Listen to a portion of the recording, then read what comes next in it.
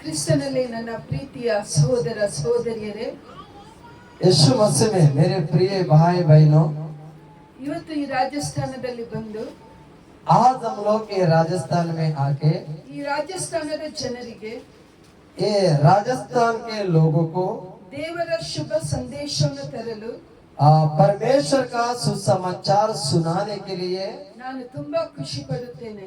मैं बहुत आनंदित होता हूँ।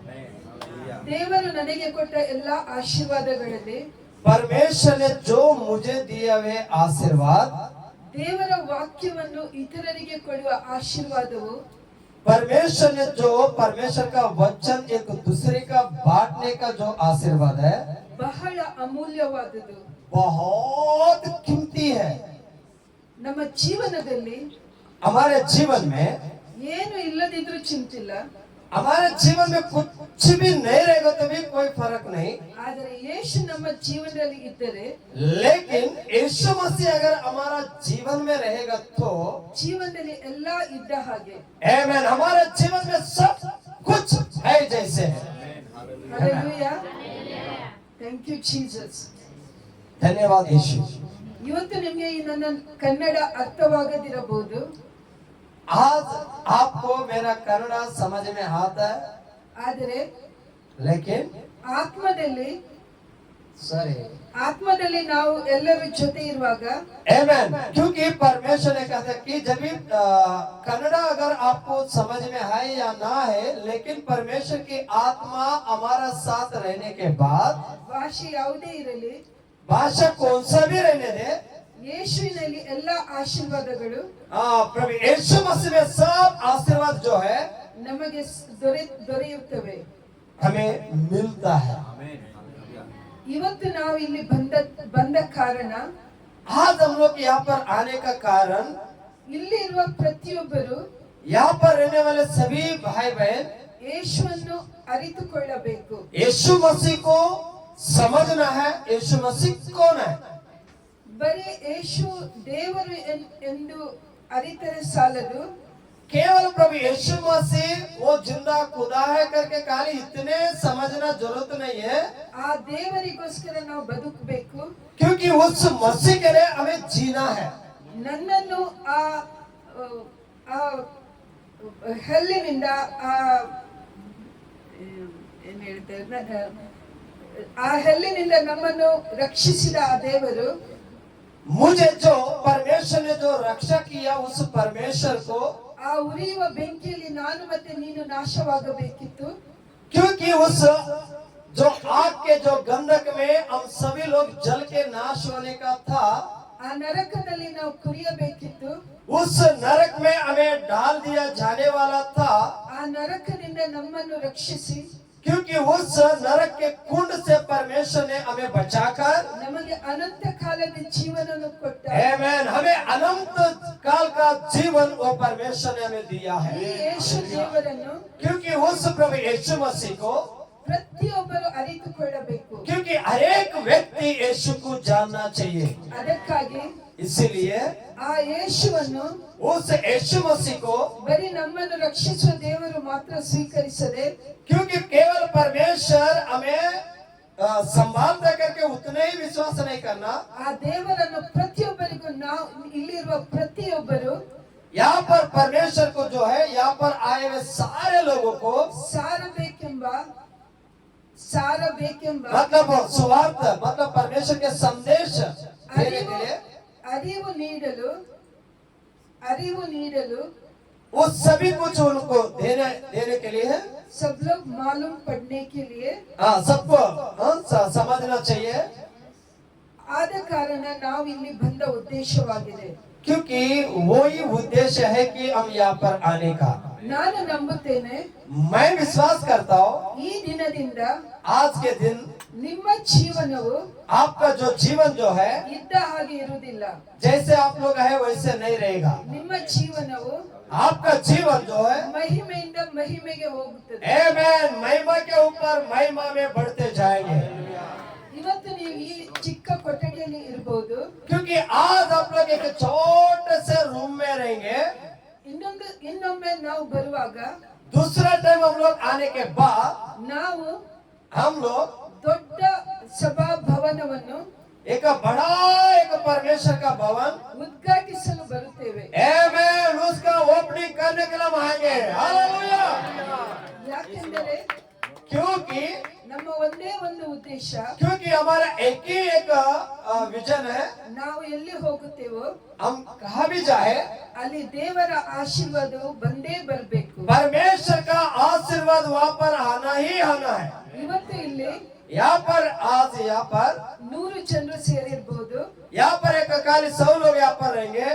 ಮತ್ತೊಮ್ಮೆ ನಾವು ಬರುವಾಗ दूसरे टाइम हम लोग आएगा तो 1000ರಷ್ಟು ಜನ ಸೇರ್ಬೇಕು. आमेन हजारों लोग यहाँ पर होना चाहिए ಇದೇ ನಮ್ಮ ಉದ್ದೇಶ, क्योंकि यही हमारा वो विचार है ಇದೇ ನಮ್ಮ ಗುರಿಯಾಗಿದೆ. क्योंकि यही हमारा दर्शन है. ಇವತ್ತು ನಾನು ಧ್ಯಾನಿಸಲು ತೆಗೆದುಕೊಂಡ ವಾಕ್ಯ, आज हम लोग जो परमेश्वर का वचन को मनन करने वाला जो वचन जो है ಜ್ಞಾನೋಕ್ತಿ ಪುಸ್ತಕದಲ್ಲಿ नीति वचन में 18 ಅಧ್ಯಾಯದಲ್ಲಿ 18 अध्याय 21 ವಾಕ್ಯ, 21 वचन नीति वचन 18 अध्याय 21वां वचन. ನಾನು ಕನ್ನಡದಲ್ಲಿ ತುಂಬಾ ಕಮ್ಮಿಯಾಗಿ ಪ್ರಚಾರ ಮಾಡುವುದರಿಂದ सिस्टर बहुत कन्नड़ में बहुत कम प्रचार करने के कारण थोड़ा स्लो हो रहा है. ಮತ್ತೆ ಕನ್ನಡದಲ್ಲಿ ನಾನು ನಿಜವಾಗಿ ಹೇಳಿದ್ರೆ ನಾನು ಕನ್ನಡದಲ್ಲಿ ತಯಾರಿ ಮಾಡಿ ಬರಲಿಲ್ಲ. क्योंकि मैं यहाँ पर जो कन्नड़ा में मैसेज तैयार करके मैं नहीं आया, ಆದರೆ ದೇವರ ಆತ್ಮ लेकिन परमेश्वर की आत्मा ನನ್ನ ಜೊತೆ ಇದ್ದು हमारे साथ रहकर ಖಂಡಿತವಾಗಿಯೂ ನನಗೆ ಸಹಾಯ ಮಾಡುತ್ತದೆ. क्योंकि वो जरूर हमें वो सहायता करता है. क्योंकि मैं भी कन्नड़ा टू हिंदी ट्रांसलेशन नहीं किया. सर बाइबल देवरा शुभ वाक्य बताता है, परमेश्वर का पवित्र वचन कहता है, ದೇವರ ವಾಕ್ಯ ಹೇಳುತ್ತದೆ, परमेश्वर का वचन कहता है ಪ್ರತಿದಿನ ಅವರ ಆಶೀರ್ವಾದ ಹೊಸತಾಗಿರುತ್ತದೆ. क्योंकि हर दिन प्रभु यीशु मसीह का जो आशीष जो है उनका आशीर्वाद जो है नया नया होते जाता है. ಅದೇ ಕಾರಣ ಇವತ್ತು ನಾನು ಕನ್ನಡದಲ್ಲಿ ಪ್ರಚಾರ ಮಾಡಲಿಕ್ಕೆ ತಯಾರಿಲ್ಲದಿದ್ರು ದೇವರ ಆಶೀರ್ವಾದವನ್ನು ಕೊಡುತ್ತಾರೆ. ಹಾಗೆ ನಮ್ಮ ಪಾಸ್ಟರಿಗೆ ಕೂಡ ಅದನ್ನು ಟ್ರಾನ್ಸ್ಲೇಟ್ ಮಾಡುವ आशीर्वादों को आमेन. क्योंकि हम लोग अगर कन्नड़ में प्रचार करने के लिए तैयार नहीं होने के कारण भी परमेश्वर हमें उनका आत्मा के द्वारा हमें सिखाता है और पास्टर को भी ट्रांसलेशन करने के लिए वो उनको भी नया बना देता है. आमेन. यस वचन पढ़िए. जीव के वंश में मृत्यु और जीवन दोनों होते हैं. ये ಹೇಳ್ತಾರೆ जीव के वंश में मृत्यु और जीवन दोनों होते हैं. किधर होते हैं मृत्यु और जीवन? जीव के वंश में. किधर? जीव के ये इसके आत्मा ना, ये जीव के इसमें क्या है? क्या है? मृत्यु और जीवन. मरण और जीवन. जीवन. ನಮ್ಮ जीवन मतलब सुबह उठेंगे, मरण मतलब दफना करना, है ना? इसमें क्या है? जीव में क्या है? मृत्यु और जीवन. सभी लोग बोले क्या है? क्या है? जवान लोग बोलेंगे क्या है? मृत्यु और जीवन. मृत्यु और जीवन. ओके. नेक्स्ट क्या बात? और जो उसे काम में लाना जानता है हाँ वह उसका फल भोगेगा. हालेलुया. और जो उसे काम में लाना जानता है वो उसका फल भोगेगा. ಯಾರು ನಮ್ಮ ನಾಲಿಗೆಯನ್ನು ಸರಿಯಾಗಿ ಉಪಯೋಗಿಸುತ್ತಾರೋ ಅವರು ಅದರ ಫಲವನ್ನು ನೋಡುತ್ತಾರೆ. जो व्यक्ति अपने जीव को सही रीति से सही बातें करेंगे उसका फल उनको मिलेगा. ಜೀವನ ಮತ್ತೆ ಮರಣ ಅಂದರೆ और जीवन और मृत्यु मतलब ಆಶೀರ್ವಾದ ಮತ್ತು ಶಾಪಗಳು. क्योंकि जीवन और मृत्यु का इसका मतलब क्या है? आशीष और शाप. ನಕಾರಾತ್ಮಕ ಮತ್ತೆ ಸಕಾರಾತ್ಮಕ ಮಾತುಗಳು. है ना? जो नकारात्मक और सकारात्मक का बात. ನಾವು ಏನು ಮಾತನಾಡುತ್ತೇವೋ हम जो बातें करता है ಜೀವನದಲ್ಲಿ ನಡೆಯುತ್ತದೆ. वही हमारे जीवन में होता है. ನೀವು ಬೆಳಿಗ್ಗೆ ಎದ್ದು आप लोग सुबह उठकर ಇವತ್ತು ನನ್ನ ದಿನವು ಆಶೀರ್ವಾದದಿಂದ ತುಂಬಿದೆ ಎಂದು ಹೇಳಿದರೆ, आज मेरे जीवन में बहुत आशीष से मेरा जीवन भर गया करके आप अपने जीव से कहेंगे तो ಆ ದಿವಸ ದೇವರು ಆ ಎಲ್ಲಾ ಆಶೀರ್ವಾದಗಳನ್ನು ನೋಡಲು ನಿಮಗೆ ಸಿದ್ಧಪಡಿಸುತ್ತಾರೆ. आमेन. उस दिन वो परमेश्वर आपको उस आशीष को देखने के लिए परमेश्वर तैयार करके रखेगा. ನಿಮ್ಮ ಹೆಂಗಸರಿಗೆ ಹೇಳುವುದಾದರೆ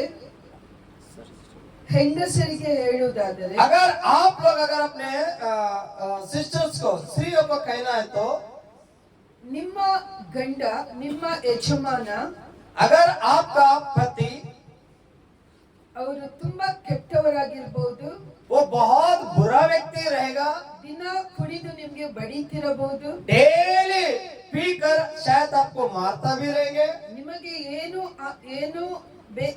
ಬೇಕಾದರೂ ತರದೇ ಇರಬಹುದು, अगर आपको जो चाहिए वो नहीं लाता रहेगा, ನಿಮ್ಮ ನೆರೆಹೊರೆಯ ಹೆಂಡತಿಯ ಗಂಡ अगर आपके बाजू वाले जो आपके सहेली का जो पति जो है ಅವರ ಹೆಂಡತಿಗೆ ಬೇಕಾದದನ್ನು ಎಲ್ಲ ತಂದು ಕೊಡುವಾಗ, और उनका जो पत्नी को बाजू वाला का जो पति जो है उनका पत्नी को बहुत चीज लाके रखते समय ನಿಮಗೆ ಅದನ್ನು ನೋಡಿ ದುಃಖಪಟ್ಟು और आप उनका जो पति जो काम कर रहा है उनका काम को देखकर आपका अंदर बहुत दुखित होते हो. ನಿಮ್ಮ ಗಂಡನಿಗೆ ನೀವು ಹೇಳಿದರೆ, अगर आप अपने पति को कहेगा तो ನೀನು ಯಾವುದಕ್ಕೂ ಪ್ರಯೋಜನ ಇಲ್ಲದ ಗಂಡ, क्योंकि आप मेरा पति बन के कोई लाभ नहीं है, ನಾನು ನಿಮ್ಮನ್ನು ಮದುವೆ ಮಾಡಿಕೊಂಡು ಜೀವನದಲ್ಲಿ ಸುಖನೇ ಇಲ್ಲ ಎಂದರೆ, क्योंकि मैंने तेरे से शादी करके मेरे जीवन में कभी शांति नहीं सुख नहीं है. ಆ ಸಮಯದಲ್ಲಿ ऐसे समय में ಯಾರು ನಿಮ್ಮ ಜೀವನದಲ್ಲಿ ಅದನ್ನು ತಂದರು, सारी सिस्टर ಯಾರು ನಿಮ್ಮ ಜೀವನದಲ್ಲಿ ಅಂತ ಪರಿಸ್ಥಿತಿಯನ್ನು ತಂದು ಹಾಕಿದ್ದನು, अगर कोई व्यक्ति ऐसा परिस्थिति आपके पास लाके रखा तो ಆತನು ಶೈತಾನನಾದ ಆತನು, क्योंकि वो परिस्थिति जो लाया है वो शैतान है, ಆತನು ಖುಷಿ ಪಡುತ್ತಾನೆ. वो बहुत खुशी होता है. शैतान जो ये परिस्थिति को हमारे जीवन में लाके रखा है ना, वो शैतान बहुत आनंदित होता है. देखो मैंने कैसा इनको बहुत उदास कर दिया, रुला रहा हूं, वो रोते रहता है, उसका चेहरा हमेशा एकदम टूटा हुआ रहता है, उदास चेहरा रहता है. ನಿಮ್ಮ ಮಾತುಗಳನ್ನು, ಆ ದಿವಸ ನೀವು ನಿಮ್ಮ ಗಂಡನ ಬಗ್ಗೆ ಆಡಿದ ಮಾತುಗಳನ್ನು, ऐसे दिन जो आपने अपने पति को जो बोला है वो सारे बातों को, ಆ ಎಲ್ಲ ಮಾತುಗಳು ನಿಮ್ಮ ಜೀವನದಲ್ಲಿ ದಿನ ನಡೆಯುವಂತೆ ಮಾಡುತ್ತಾನೆ.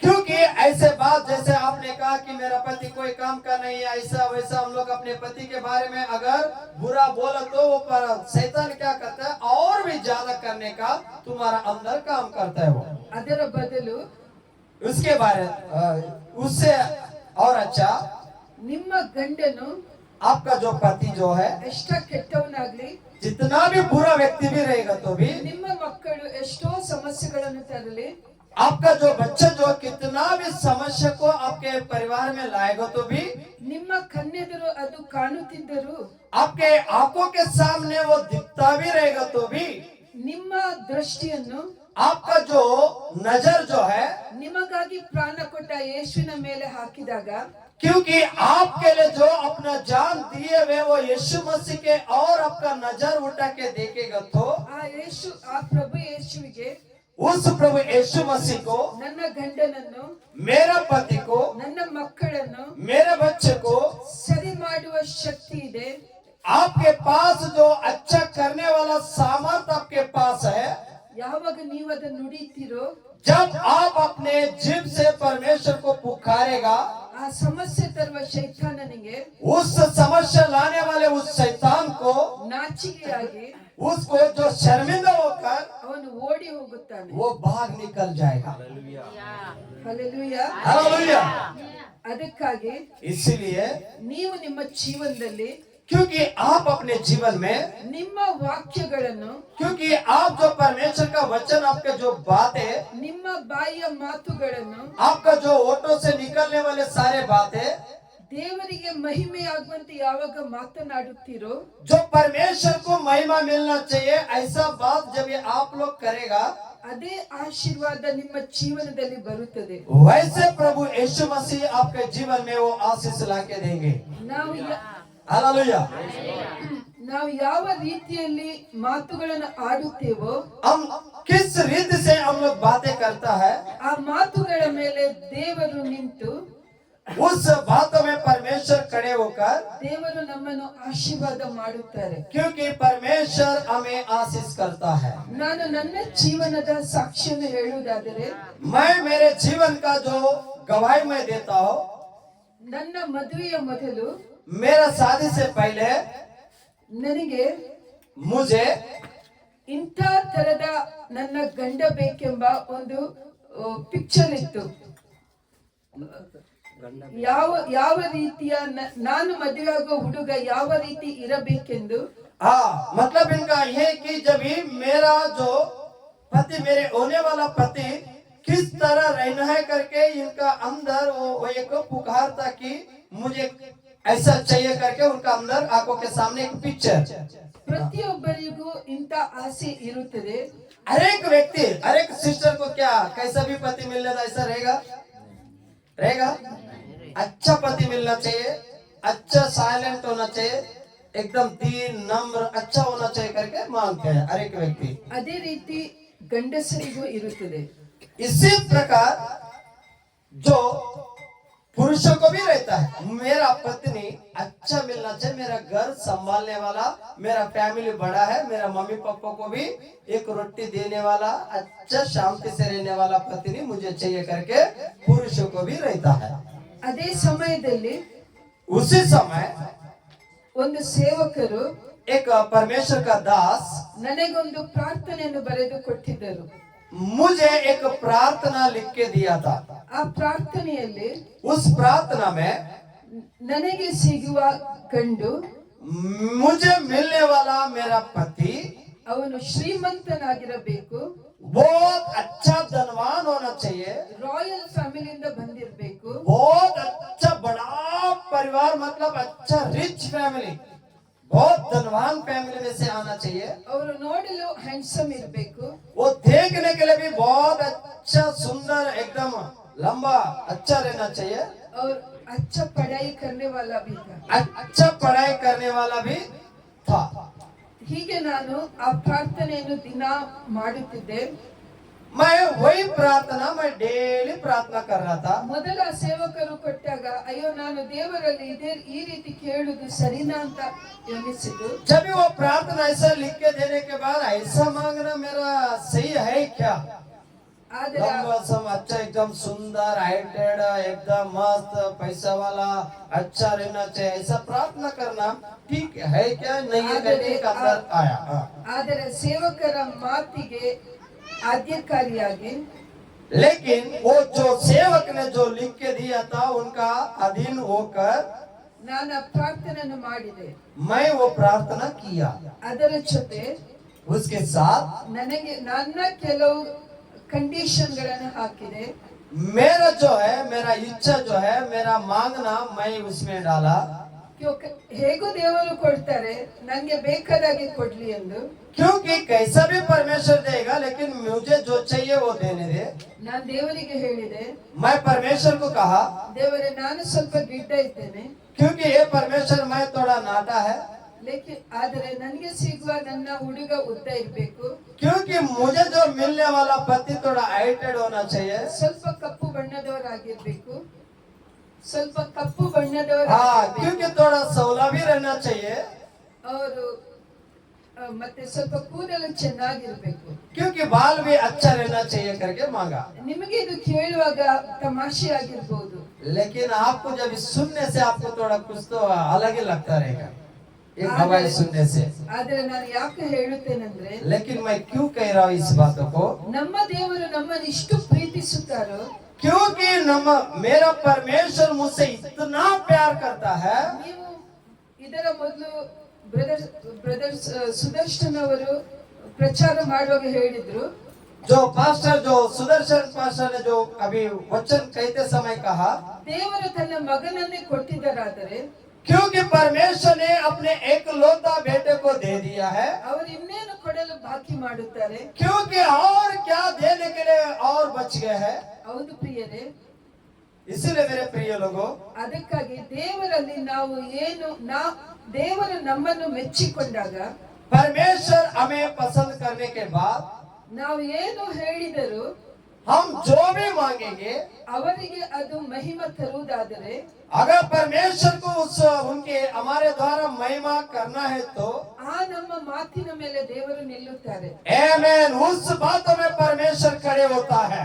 ಅದಕ್ಕಾಗಿ इसीलिए ನಾವು ಹಾಡುವ ಪ್ರತಿಯೊಂದು ಮಾತು क्योंकि हम जो बातें करने वाले हर एक भाषा, ತುಂಬಾ ಶಕ್ತಿಯುತವಾಗಿವೆ. क्योंकि बहुत ताकत वाले बात होता है।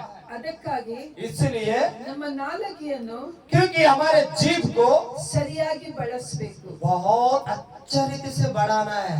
ಎಲ್ಲಿ ಮಾತನಾಡಬೇಕು ಅಲ್ಲಿ ಮಾತನಾಡಬೇಕು. जहाँ बातें करना वही बातें करना है, ಎಲ್ಲಿ ಮೌನವಾಗಿರಬೇಕು ಅಲ್ಲಿ ಮೌನವಾಗಿರಬೇಕು. जहाँ चुप रहना वहाँ पर चुप रहना है।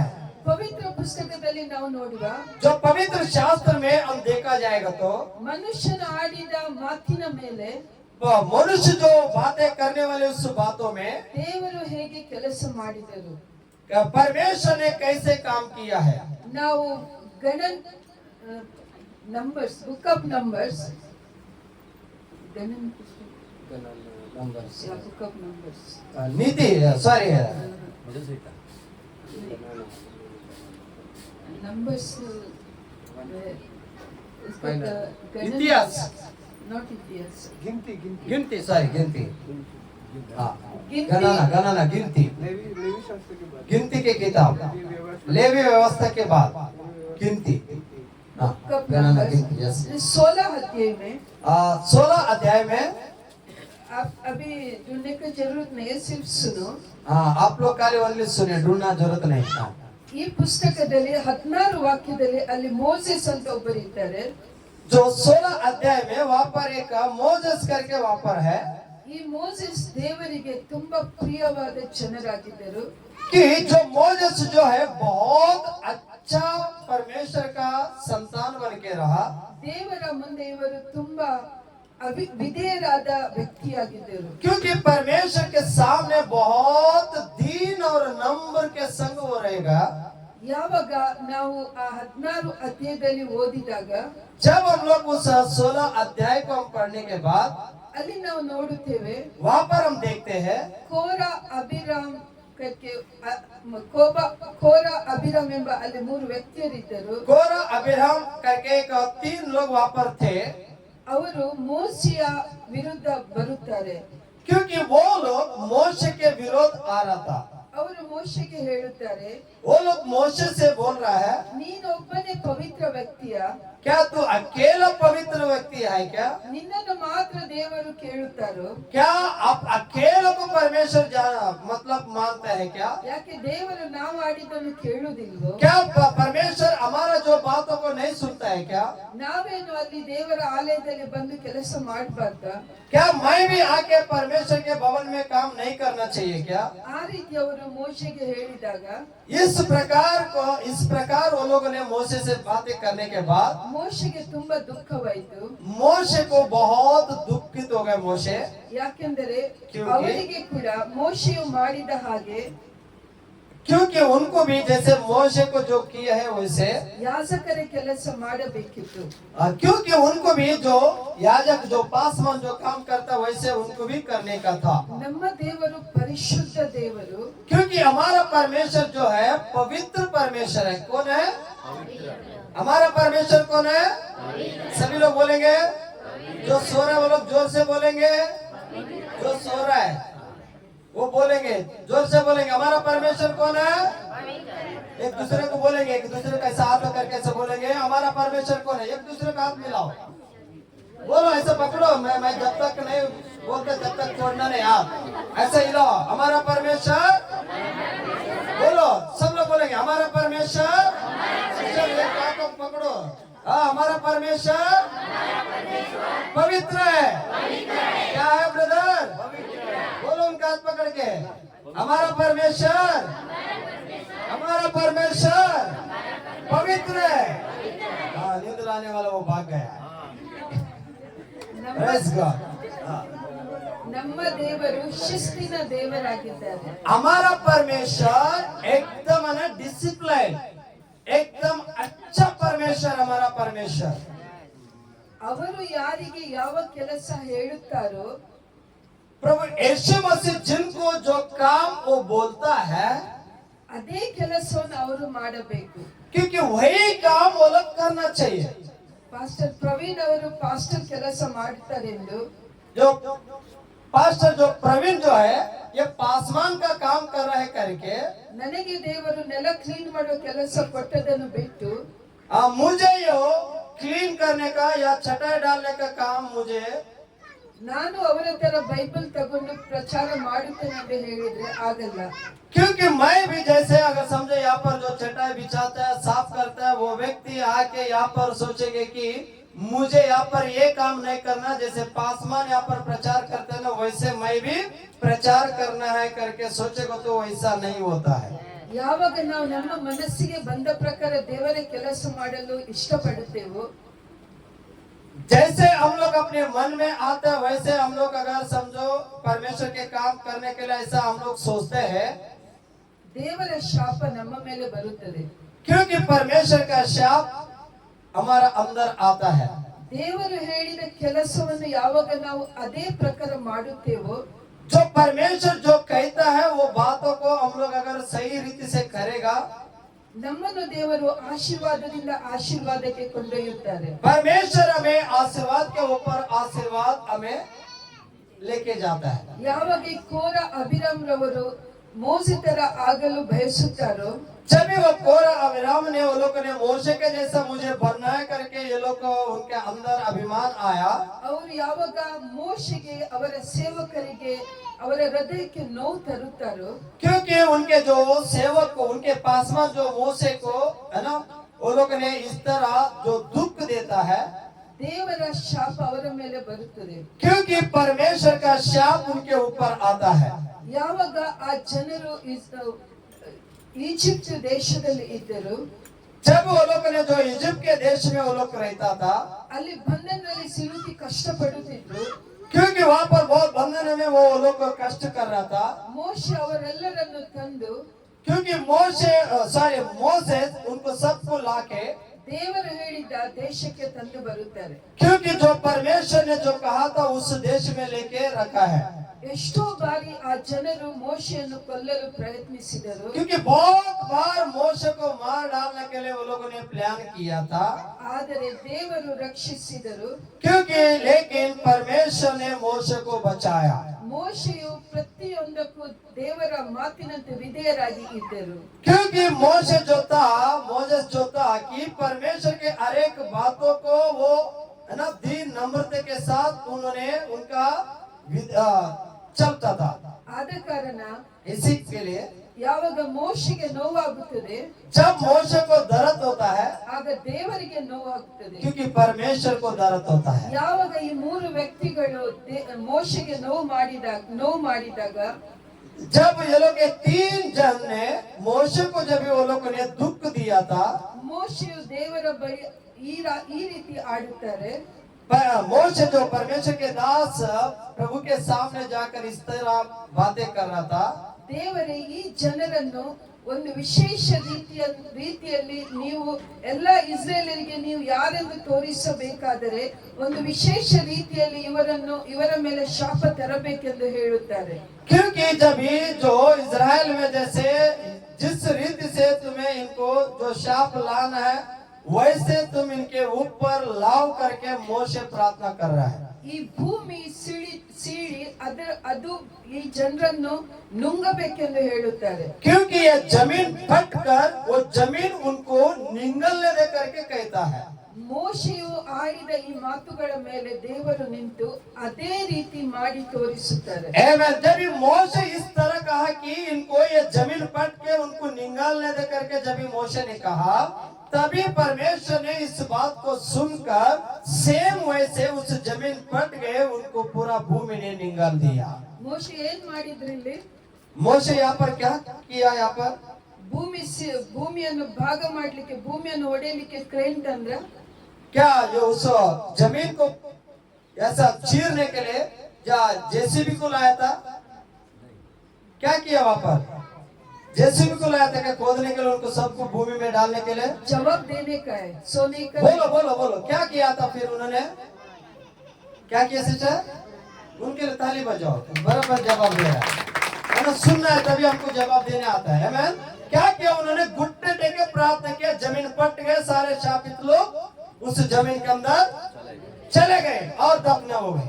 और प्रार्थना कैसे किया? प्रार्थना कैसे किया उन्होंने? मुंह से बात किया, है ना, ಬಾಯಿಂದ ಮಾತಾಡಿದ್ರು, ಬಾಯಿಂದ ಮಾತನಾಡಿದ್ರು. मुंह से बातें किया, कुछ करने का जरूरत था नहीं. है ना. कुछ भी करने का, कुछ भी करने का. ಮನುಷ್ಯನಿಗೆ ದೇವರು ನಾಲಿಗೆಯನ್ನು ಕೊಟ್ರೆ ಆ ನಾಲಿಗೆಯಿಂದಲೇ ದೇವರ ಕೆಲಸ ಮಾಡಲು ಸಾಧ್ಯವಾಗುತ್ತದೆ. आमीन. परमेश्वर ने ये जीव दिया है, जीव से जो परमेश्वर को जो हम बातें करते हैं, परमेश्वर वो काम करने का वो तैयार रहता है. ಅದೇ ರೀತಿಯಲ್ಲಿ ನಾವು ಅಪೊಸ್ತಲರ ಕೃತ್ಯ 5ನೇ ಅಧ್ಯಾಯ ನೋಡಿದಾಗ प्रेरित के काम जो 5वां अध्याय हम लोग देखेगा तो ಅಲ್ಲಿ ಅನಾನಿಯ ಮತ್ತೆ ಸಫೀರ ಎಂಬ ಒಂದು ಗಂಡ ಹೆಂಡತಿ ಇದ್ದರು. वहां पर हम लोग देखते हैं दोनों पति पत्नी, हीरो हीरोनी. कौन है? सफेरिया, अनानिया. हीरो हीरोनी दोनों है वहां पर. कौन है वहां पर? सफेरिया, अनानिया दोनों है वहां पर, पति पत्नी है. बात ध्यान से सुनेंगे. यहाँ पर जोड़ी है क्या? यहाँ पर जोड़ी आए, पति पत्नी आए यहाँ पर. कौन है? उसका हाथ उठा. पति पत्नी कौन है इधर? पति है. ओके, थोड़ा थोड़ा थोड़ा थोड़ा हाथ उठा है. हाथ ऐसे ऊपर रखो जब तक हम नीचे नहीं रखते. पति पत्नी यहाँ पर है. आपका पति है, आंटी काका है यहाँ पर, इधर है. नहीं इधर है. वो लोग बोलो. ಪ್ರಾರ್ಥನೆ में आए घर पे है, घर में है, खेत में है, वो नहीं. के अंदर है. किधर है आपका मिस्टर? किधर है? हाँ, ये हीरो लोग अच्छे से सुनना है. आप लोग अच्छा सुनना है. हाँ, आपका वाइफ है यहाँ पर? हाँ, किधर है? लास्ट में बैठा है. ओके, सिस्टर ढक लिया. शादी में शर्म नहीं का सिस्टर, अभी नहीं शर्म ना. Praise God. Okay okay okay. Ananiya ಮತ್ತೆ ಸಫೀರ अनानिया एक सफेरिया ಆ ಕಾಲದಲ್ಲಿ उस समय में ದೇವರ परमेश्वर का ಮಂದಿರ ತುಂಬುತ್ತಾ ಹೋಗುತ್ತಿತ್ತು ಜನರಿಂದ. जब ये परमेश्वर का मंदिर वो बढ़ता गया कि लोगों से, ಏಕೆಂದರೆ क्योंकि ಅಲ್ಲಿ ಪೇತ್ರ ಮತ್ತೆ ಯೇಸುವಿನ ಇತರ ಶಿಷ್ಯರು ದೇವರ ವಾಕ್ಯವನ್ನು ಕೊಡುತ್ತಿದ್ದರು. क्योंकि वहाँ पर जो पेत्र जो है, पतरस जो है, वो परमेश्वर के भवन में वहाँ का शिष्य जो है परमेश्वर का वचन वहाँ पर दे रहे थे. ಅಲ್ಲಿ ಪವಿತ್ರ ಆತ್ಮ ತುಂಬಿ ಹೋಗಿತ್ತು. क्योंकि वहाँ पर पवित्र आत्मा से भरे हुए थे. क्या था? पवित्र आत्मा से भरा हुआ था. ಆ ದೇವರ ಮಂದಿರದಲ್ಲಿ ಶಿಸ್ತು ಇತ್ತು. क्योंकि उस परमेश्वर के मंदिर में एक शिस्ति था. मतलब कैसा? सिस्टमेटिक है ना. पवित्र आत्मा से भर के सिस्टमेटिक था. कैसे भी आओ, कैसे भी बोलो, वैसा नहीं था. ಅಲ್ಲಿ ಪ್ರೀತಿ ಇತ್ತು. वहाँ पर प्यार था. ಅಲ್ಲಿ ಯಾವುದೇ ರೀತಿಯ ಕೆಟ್ಟತನ ಆಗಲಿ ಪಾಪದ ಕಾರ್ಯ ಇರಲಿಲ್ಲ. क्योंकि वहाँ पर कोई बुराई नहीं था, कोई पाप नहीं था वहाँ पर. क्योंकि पवित्र था वहाँ पर. ಎಲ್ಲಾ ಜನರು क्योंकि सब लोगों ने, ತನ್ನಲ್ಲಿದ್ದ ಎಲ್ಲವನ್ನು क्योंकि उनके पास जो था वो सब वस्तुएं ಹಂಚಿಕೊಂಡು सब एक दूसरे को बांट के ದಿನ ಕಳೆಯುತ್ತಿದ್ದರು. वो लोग दिन बिताते थे. ಯಾರಲ್ಲೂ ಬಡತನ ಎಂಬುದು ಇರಲಿಲ್ಲ. क्योंकि कोई व्यक्ति गरीब करके नहीं रहा, ಯಾರಲ್ಲೂ ಕಮ್ಮಿ ಅಂತ ಏನೂ ಇರಲಿಲ್ಲ. कोई कमी है कोई बड़ा करके नहीं था. ಅಲ್ಲಿ ಜನರು ಏನ್ ಮಾಡ್ತಿದ್ರಂದ್ರೆ, क्योंकि वहाँ पर लोग क्या करता था, ಆ ಸಮಯದಲ್ಲಿ ಪ್ರಭು ಯೇಸುವನ್ನು ಇಷ್ಟು ಪ್ರೀತಿಸುತ್ತಿದ್ದರು. क्योंकि उस समय प्रभु यीशु मसीह से इतना प्यार करते थे, ತಮ್ಮಲ್ಲಿದ್ದ ಎಲ್ಲ ಆಸ್ತಿ ಪಾಸ್ತಿಗಳನ್ನು ಮಾರಿಕೊಂಡು क्योंकि उनके पास जो है खेत है, वो सारे खेत जो चीज है बेच के ಪೇತ್ರನ ಕೈಯಲ್ಲಿ ಬಂದು ಅಂದ್ರೆ ಚರ್ಚಿನಲ್ಲಿ ದೇವರ ಮಂದಿರ ತಂದು ಬರುತ್ತಿದ್ದರು. क्योंकि परमेश्वर के भवन मतलब एक चर्च में लाकर देते थे। ಆ ಸಮಯದಲ್ಲಿ उस समय ಈ ಅನಾನಿಯ ಮತ್ತು ಸಫೀರಳು जो अनानिया या सफेरिया ಅವರು पवित्रात्ಮ ಶಕ್ತಿಯಲ್ಲಿ ತುಂಬಿಕೊಂಡು वो लोग भी पवित्र आत्मा का जो सामर्थ्य से भर के ಮಂದಿರದಲ್ಲಿ ಇರುವಾಗ जो प्रभु के भवन में रहते समय ಅವರು ದೇವರಿಗೆ ತಮ್ಮ ಆಸ್ತಿಯನ್ನು ಸ್ವಲ್ಪ ಮಾರಿ ದೇವರಿಗೆ ಕೊಡಲು ನಿರ್ಧಾರ ತೆಗೆದುಕೊಳ್ಳುತ್ತಾರೆ. क्योंकि उन लोग को भी उनके पास जो है चीज बेच के परमेश्वर को देने के लिए वो लोग को दोनों निर्णय ले रहा था। ಎಲ್ಲಿ ಅವರು ನಿರ್ಧಾರ ತಗೊಂಡ್ರು? वो लोग कहां पर उन्होंने निर्णय लिया? घर में। किधर देने के लिए करके है ब्रदर? किधर लेने के लिए निर्णय लेता है? अगर समझो आप लोग दोनों पति पत्नी है तो किधर निर्णय लेता है? घर में, है ना? अनानिया सफेरिया वो लोग ने अपने घर में परमेश्वर को देने का करके निर्णय लिया। ದೇವರ ಮಂದಿರದಲ್ಲಿ ಪವಿತ್ರಾತ್ಮನ ಯಾವ ಎಲ್ಲಿ ಪವಿತ್ರಾತ್ಮ ತುಂಬಿರಿದೆಯೋ ಆ ಸ್ಥಳದಲ್ಲಿ ಅವರು ನಿರ್ಧಾರ ಮಾಡುತ್ತಾರೆ. क्योंकि जहाँ वहाँ पर परमेश्वर का आत्मा भरा हुआ है वहाँ पर ये दोनों निर्णय ले रहा है। ಅವರು ಮನೆಗೆ ಹೋದ ನಂತರ वो लोग घर में जाने के बाद ಅವರು ನಿರ್ಧಾರದ ಪ್ರಕಾರ उनका निर्णय के अनुसार ಅವರ ಆಸ್ತಿಯನ್ನು ಮಾರುತ್ತಾರೆ. वो लोग अपने जो जमीन है वो पूरा बेच देता है। ಎಲ್ಲವೂ ದೇವರು ಅವರು ತಗೊಂಡ ನಿರ್ಧಾರ ಪ್ರಕಾರ ಮಾಡುತ್ತಾರೆ. क्योंकि परमेश्वर ने उन लोगों ने जो निर्णय लिया प्रभु ने वो सब कुछ पूरा किया। ಯಾವಾಗ ಹಣ ಕೈಯಲ್ಲಿ ಬರುತ್ತದೋ जब उनके हाथों में पैसा आ गया ಆ ನಿರ್ಧಾರ ಅವರು ಬದಲಾಯಿಸುತ್ತಾರೆ. क्योंकि उनका निर्णय चेंज किया। ಗಂಡ ಹೆಂಡತಿ ಇಬ್ಬರು ಸೇರಿ वो दोनों पति पत्नी दोनों मिलके ನಾವು ದೇವರಿಗೆ ಸ್ವಲ್ಪ ಭಾಗವನ್ನು ಕೊಡುವ, क्योंकि हम परमेश्वर को थोड़ा देंगे, ಇನ್ನು ಸ್ವಲ್ಪ ಮನೆಯಲ್ಲಿ ಬಚ್ಚಿಟ್ಟುಕೊಳ್ಳುವ ಎಂದು थोड़ा ನಿರ್ಧರಿಸುತ್ತಾರೆ. थोड़ा पैसा हम अपने घर में छुपा के रखेंगे। क्या हो गया निर्णय? क्या हुआ? बोलेंगे थोड़ा। ನೀವು ಮಾತನಾಡಿದರೆ ನಮಗೂ ಖುಷಿ ಆಗುತ್ತೆ. आप लोग मुंह से बोलेगा ना हमको भी थोड़ा खुशी होता है कि मेरे बहन लोग मेरे आंटी लोग के ನಮ್ಮ सुन रहा है। ನಮ್ಮ ಹೊಟ್ಟೆಗೂ ಹಸಿವಾಗುತ್ತದೆ, ಆದರೆ ದೇವರ ವಾಕ್ಯದಿಂದ ಹಸಿವು ಮಾಯವಾಗುತ್ತದೆ. क्योंकि हमें भी पेट में भूख लगा हुआ है लेकिन हमें वचन से भर के हमें भूख नहीं लगता है। ನಾನು ಮಾತನಾಡುವುದಾದ್ರೆ ನೀವು ಕೂಡ ಮಾತನಾಡಬೇಕು. अगर मैं बात करता तो आप लोग भी बात करना चाहिए। चाहिए क्या नहीं? सिस्टर ब्रदर है ना, बात करना चाहिए। Okay good. ಬೋರ್ ಆಗುತ್ತದೆ ಕೇಳಲಿಕ್ಕೆ. क्या आप लोग को एकदम बोर ऐसा बोर लग रहा है सुनने के लिए? ಏನಾದ್ರೂ ಕಲಿತೀರಾ? क्या सुना रहा है? ऐसा है जाने दे, ऐसा ऐसा लग रहा है। ಏನಾದ್ರೂ ಕಲಿತೀರಾ? कुछ तो सीख रहे हैं क्या आप लोग? सीख रहे हैं नहीं? हाँ।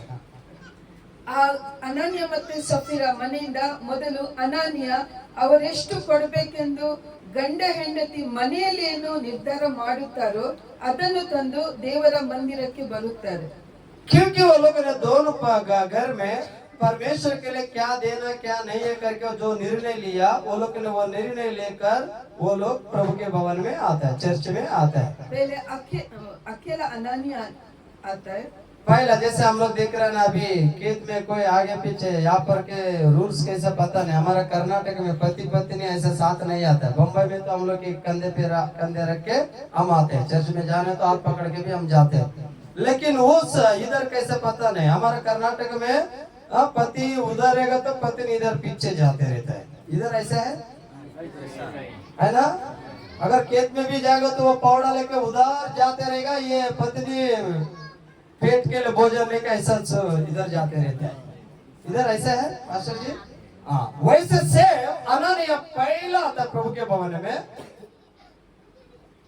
ಅನನ್ಯ ಒಳಗೆ ಬಂದು ಅವರು ತನ್ನ ಹಣವನ್ನು ಪೇತ್ರನ ಕೈಯಲ್ಲಿ ಕೊಡುವಾಗ जब अनानिया जो लाए हुए जो चीज है परमेश्वर का दास जो पतरस था उनके हाथ में देते समय ಪೇತ್ರನು ಹೇಳುತ್ತಾರೆ, पतरस बोल रहा है कि ಅನನ್ಯ हे हनानिया ನೀನು ದೇವರ ಮಂದಿರದಲ್ಲಿ ನೀನಾಗಿ ನಿರ್ಧಾರ ಮಾಡಿದ್ದೆ, क्योंकि तूने परमेश्वर के भवन में आके, यहाँ पर ये चर्च में आके आपने निर्णय लिया, ನೀನು ನಿರ್ಧಾರ ಮಾಡುವಾಗ ಆಸ್ತಿ ನಿನ್ನದೇ ಆಗಿತ್ತು.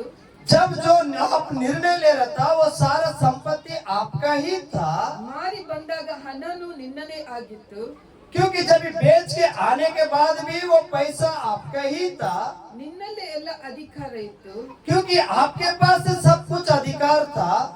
ಆದರೆ ದೇವರ ಆತ್ಮಕ್ಕೆ लेकिन परमेश्वर के आत्मा को, ಮೋಸ ಮಾಡಲು क्योंकि आपने परमेश्वर की आत्मा को आपने क्या किया, धोखा दिया. ಎಲ್ಲಿಂದ ಅಧಿಕಾರ ಬಂತು? खास से तेरे को अधिकार है परमेश्वर की आत्मा को दुखी देना, उसको धोखा देना. खास अधिकार है. ಯಾವಾಗ ಪೇತ್ರನ ಆ ಮಾತುಗಳನ್ನು ಆಡುತ್ತಾನೋ जब पत्रस ये बातें कहते हुए ಅದೇ ಸಮಯದಲ್ಲಿ उसी समय ಅನಾನ್ಯ ಅಲ್ಲೇ ಬಿದ್ದು ಪ್ರಾಣ ಬಿಡುತ್ತಾರೆ. क्योंकि अनानिया उसी जगह पे गिर के अपना साथ छोड़ देता है. ಇಲ್ಲಿ ಏನಾಯ್ತು? यहाँ पर क्या हुआ? ಅವ್ರಿಗೆ ಗನ್ನು ತಗೊಂಡು ಶೂಟ್ ಮಾಡಿದ್ರ ಪೇತ್ರನು? पत्रस ने जो बंदूक लेके गोली मारा, क्या मारा? ಅಲ್ಲ, ಅವರು क्या ಸಾಯ್ಬೇಕು. मारा ब्रदर? हाँ? लेकिन क्या बोला पत्रस ने? क्या बंदूक लेके मारा? क्या बोला? सिस्टर ने बोला था जीत में मरण और जीवन है. यहाँ पर कौन सा गोली मारा? जीवन का है ना वहाँ पर. लेकिन है ना पवित्र बातें उन्होंने कहा. ದೇವರ ವಾಕ್ಯ ಅದು ಹೇಳುತ್ತದೆ 5 ಅಧ್ಯಾಯದಲ್ಲಿ ಅಪೊಸ್ತಲ ಕೃತ್ಯದಲ್ಲಿ जो प्रेरित के पत्रस में वहाँ पर कहता है कि 5वां अध्याय में, ಪೇತ್ರನು ಮಾತು ಆಡುತ್ತಿರುವಾಗಲೇ जो पत्रस जो बातें करते ही समय, ಆ ಅನಾನ್ಯ ಬಿದ್ದು ಪ್ರಾಣ ಬಿಟ್ಟರು. क्योंकि अनानिया गिरकर अपना साथ छोड़ दिया करके बाइबल दिखाता है. ಯಾವಾಗ ನಾವು ದೇವರ ಜೊತೆ ಇರುತ್ತೇವೆ, जब हम परमेश्वर के साथ रहता है, ಯಾವಾಗ ನಮ್ಮ ಜೀವನ ದೇವರಿಗೆ ಸಂತೋಷ ಮತ್ತೆ ಮಹಿಮೆ ತಂದು ಕೊಡುತ್ತದೆ, जब हमारे जो जीवन से जो परमेश्वर का आनंद और खुशियां ला के देता है हमारा जीवन, ಆಗ ನಾವು ಏನು ಮಾತನಾಡುತ್ತೇವೋ जब हम जो बातें करता है ದೇವರ ಉಪಸ್ಥಿತಿಯಲ್ಲಿ, परमेश्वर के उपस्थिति में, ದೇವರು ಆಡಿದ ಮಾತುಗಳ ಮೇಲೆ देव परमेश्वर जो कहते हुए उस सारे बातों में, ನಿಂತುಕೊಂಡು ನಮ್ಮನ್ನು ಆಶೀರ್ವಾದ ಪಡಿಸುತ್ತಾರೆ. क्योंकि वो परमेश्वर हमारे संग खड़े होके हमें आशीष करता है. ನನ್ನ ಜೀವನದ ಸಾಕ್ಷಿ ನಿಮ್ಗೆ ಹೇಳಿದೆ ನಾನು. मेरे जीवन का जो गवाही मैंने आपको कहा, ಇವತ್ತು ನಿಮ್ಮ ಎದುರೇ ನನ್ನ ಯಜಮಾನರು, क्योंकि आपके सामने मेरा मिस्टर ಅವರ ಜೀವನವನ್ನು, ಅವರ ಜೀವನದ ಸಾಕ್ಷಿಯ ಜೊತೆಗೆ उनका जीवन और उनके जीवन का जो गवाही, ದೇವರ ವಾಕ್ಯವನ್ನು ನಿಮಗೆ ತಿಳಿಸಿದರು. परमेश्वर का वचन उन्होंने आपको बताया. ಅವರನ್ನು ನೋಡಿದ ಖಂಡಿತವಾಗಿಯೂ ನಿಮಗೆ उनको देखने के बाद सच्चाई, उनको देखने के बाद आपको, ನಾನು ಹೇಳಿದ ಸಾಕ್ಷಿ ನಿಜವಂತ ಅರಿಯಬಹುದು. क्योंकि मैंने जो कहा वो गवाही सच्चाई करके आपको समझ में आया रहेगा. ಕಾಣುತ್ತದೆ ಹಾಗೆ क्योंकि दिखता है वो. दिखता है क्या? दिखता है क्या? ऐसा लग रहा है क्या? है ना पास्टर सच बोलने कितना का, ऐसा- हाइटेड है, सिस्टर कितना हाइटेड है ना. दोनों को देखो, है ना. हालेलुया. क्यों पता है? मसीह भाई बहन शर्मिंदा नहीं होना. जो खुदा ने हमने जो जीव से मांगा वो दिया ना, जितना हम परमेश्वर की महिमा देंगे गवाही के रूप में, उतना हम महिमा में बढ़ते जाएगा. गवाही को दबाएगा तो शैतान हंसेगा. उनका पिता ने अच्छा किया, लेकिन देखे लोग गवाही नहीं देता है. हमें गवाही देना बहुत जरूरत है. और एक ಇನ್ನೊಂದು ಪವಿತ್ರ ಪುಸ್ತಕದ ಇನ್ನೊಂದು ಎಕ್ಸಾಂಪಲ್ ಅನ್ನು ನೋಡಿ कुछ पवित्र शास्त्र में और कुछ एक एग्जाम्पल है. ಮತ್ತೆ ಈ ಸಂದೇಶವನ್ನು ಕೊನೆಗೊಳಿಸುತ್ತೇನೆ. मैं ये थोड़ा ये बताकर मैं यहाँ पर वचन समाप्त ನಮ್ಮ करूंगा. ವಾಕ್ಯಗಳು ಎಷ್ಟು ಸಾಮರ್ಥ್ಯ ಉಳ್ಳದಾಗಿದೆವೆಂದು परमेश्वर का जो वचन कितना सामर्थ्य है करके ನಾವು ಫಸ್ಟ್ 1ನೇ ಸಾಮ್ಯುಯೇಲನ ಪುಸ್ತಕದಲ್ಲಿ पहला सामुएल 17ನೇ ಅಧ್ಯಾಯದಲ್ಲಿ ನೋಡಿದಾಗ 15 अध्याय में हम लोग देखेगा तो ಅಲ್ಲಿ ನಾವು ದಾವೀದ ಮತ್ತೆ ಗೊಲ್ಯಾತನ ಕಥೆಯನ್ನು ನೋಡುತ್ತೇವೆ. वहाँ पर हम लोग दाऊद और गोलियत के बारे में हम लोग देखते हैं वहां पर उस कहानी को। ಎಷ್ಟೋ ಸಾರಿ ನಾವು ಇವರ ಬಗ್ಗೆ ಕೇಳಿರ್ಬೋದು. बहुत बार हम लोग के दाऊद और गोलियत के बारे में हम लोग ने सुना रहेगा। ನಾವು ಎಷ್ಟು ಈ ದೇವರ ವಾಕ್ಯವನ್ನು ಈ ವಿಷಯದಲ್ಲಿ ನಾವು ಧ್ಯಾನಿಸುತ್ತೇವೋ, जितना हम इस वचन के बारे में हम लोग को ध्यान देंगे, ಎಷ್ಟು ಎಷ್ಟು ಬಾರಿ ನಾವು ದಾವೀದನ ಬಗ್ಗೆ ಧ್ಯಾನ ಮಾಡುತ್ತೇವೋ, जितना बार हम लोग उस दाऊद के बारे में हम लोग याद करेंगे, ಅಷ್ಟು ನಾವು ದೇವರ ಮೇಲೆ ವಿಶ್ವಾಸದಲ್ಲಿ ಹೆಚ್ಚಿಕೊಳ್ಳುತ್ತೇವೆ. उतना हम प्रभु यीशु मसीह के वचनों में और आगे विश्वास में बढ़ेंगे। ಎಷ್ಟು ಜನರಿಗೆ ಅವರ ದಾವೀದನ ಮತ್ತೆ ಗೊಲಿಯಾತನ ಕಥೆ ಗೊತ್ತಿದೆ? कितने लोगों को दाऊद और गोलियत के बारे में उनका दोनों का कहानी मालूम है? कितने लोगों को मालूम है दाऊद और गोलियत के बारे में? पता है? ಯಾಕಂದ್ರೆ ಕಥೆ ಗೊತ್ತಿದ್ರೆ ಚಿಕ್ಕದಾಗಿ ಮುಗಿಸಬಹುದು. आपका जी पता नहीं लगता है। ನಿಮ್ಮ ಪಾಸ್ಟರ್ ಅವರು ತುಂಬಾ ಸಾರಿ ಹೇಳಿದ್ದಾರೆ, बहुत बार सीखा है पास्टर ने, ಆದರೆ ನಾವು ಒಂದು ಕಿವಿಯಲ್ಲಿ ಕೇಳ್ತೇವೆ, लेकिन हम लोग एक कान से सुनते हैं, ಇನ್ನೊಂದು ಕಿವಿಯಲ್ಲಿ ಬಿಟ್ಟು ಬಿಡ್ತೇವೆ. दूसरा कान से छोड़ देते हैं। दो खिड़की से, एक खिड़की से सुनते हैं, एक खिड़की से छोड़ते हैं। ಯಾವಾಗ ನಾವು ದೇವರ ವಾಕ್ಯಗಳನ್ನು ಕೇಳುತ್ತೇವೋ, जब हम परमेश्वर के वचन को हम लोग सुनते हैं, ಮನೆಗೆ ಹೋಗಿ ನಾವು ಅದನ್ನು ಧ್ಯಾನ ಮಾಡಿದರೆ घर में जाके उसको मनन करना कि हमने आज क्या सुना। ಅದೆಲ್ಲವೂ ನಮ್ಮ ಹೃದಯದಲ್ಲಿ ಬಿತ್ತಿದಾಗ वो सब हम लोग है ना हमारा हृदय में उसको बीज बोएगा तो, ಸರಿಯಾದ ಫಲವನ್ನು ನಾವು ಪಡೆಯುತ್ತೇವೆ. क्योंकि सही फल हम लोग पाएंगे। ಆಗ ಮಾತ್ರ ನಾವು ಒಂದು ಹಂತದಿಂದ ಇನ್ನೊಂದು ಹಂತಕ್ಕೆ ಬೆಳೆಯುತ್ತೇವೆ. क्योंकि उससे हम लोग एक स्टेप से दूसरा स्टेप हम लोग आगे बढ़ते जाएंगे। ಇಲ್ಲಿ ದಾವೀದ ಮತ್ತೆ ಗೊಲಿಯಾತರು, यहाँ पर एक दाऊद और गोलियत को, ये दोनों को ನಾವು ನೋಡುತ್ತೇವೆ ದಾವೀದ ಗೊಲಿಯಾತನನ್ನು ಹೇಗೆ ಕೊಂದು ಹಾಕಿದ. दाऊद जो गोलियत को किस तरह उनको मार डाला हम लोग देखते हैं। ದಾವೀದನು ಒಂದು ಸಣ್ಣ ಬಾಲಕನಾಗಿದೆ ಎಂದು ದೇವರ ವಾಕ್ಯ ಹೇಳುತ್ತದೆ. क्योंकि जो दाऊद जो था एकदम एक छोटा बच्चा है करके हम लोग देखते हैं। ಅವರು ಮೇಕೆಗಳನ್ನು ಕುರಿಗಳನ್ನು ಅವರು ನೋಡಿಕೊಳ್ಳುತ್ತಿದ್ದರು. क्योंकि वो भेड़ बकरों को चलाने वाला वो दाऊद एक चरवा था। ದಾವೀದನು ಸಣ್ಣ ಇರುವಾಗ ದೇವರ ವಾಕ್ಯ ಹೇಳುತ್ತದೆ, ಅವನ ಜೊತೆಗೆ ಅವನ ಅಪ್ಪಮ್ಮ ಆಗ್ಲಿ ಅವರ ತಮ್ಮಂದಿರಾಗ್ಲಿ ಆತನನ್ನು ಪ್ರೀತಿಸ್ತಿರಲಿಲ್ಲ. क्योंकि परमेश्वर का वचन देखते कि दाऊद के साथ उनके भाई लोग या उनके मम्मी पापा दाऊद से प्यार नहीं करता था। ದಾವೀದನು ಒಬ್ಬಂಟಿಗನಾಗಿ ಕುರಿಯನ್ನು ಕಾಯುತ್ತಿದ್ದನು. क्योंकि दाऊद अकेले में वो जंगल में अपना भेड़ बकरों को चराता था। ಯಾಕೆಂದರೆ ದಾವೀದನ ಎಲ್ಲ ಅಣ್ಣಂದಿರು क्योंकि दाऊद का जो सब भाई लोग ಯುದ್ಧದಲ್ಲಿ ಸೈನಿಕರಾಗಿದ್ದರು. क्योंकि युद्ध में वो लोग एक सैनिक बन के रहा। ಆದರೆ ದಾವೀದನು ಮಾತ್ರ ಕುರಿ ಕಾಯುತ್ತಿದ್ದನು. क्योंकि लेकिन जो दाऊद जो है भेड़ चला रहा था।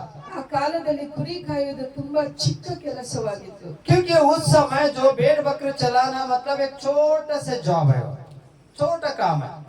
ಹೀಗಿರುವಾಗ ಒಮ್ಮೆ इस तरह रहने के बाद ಇಸ್ರೇಲರ ವಿರುದ್ಧ इजराइल के विरोध ಫಿಲಿಸ್ತಿಯ ಜನರು फिलिस्तीन के लोग जो है ಯುದ್ಧ ಮಾಡಲು ಬಂದಿದ್ದರು. वो लोग युद्ध करने के लिए आया। ಆ ಯುದ್ಧದ ಸಮಯದಲ್ಲಿ वो युद्ध के समय ಗೊಲಿಯಾತನೆಂಬ ಒಬ್ಬ ರಾಕ್ಷಸನು एक गोलियत वो एक राक्षस था।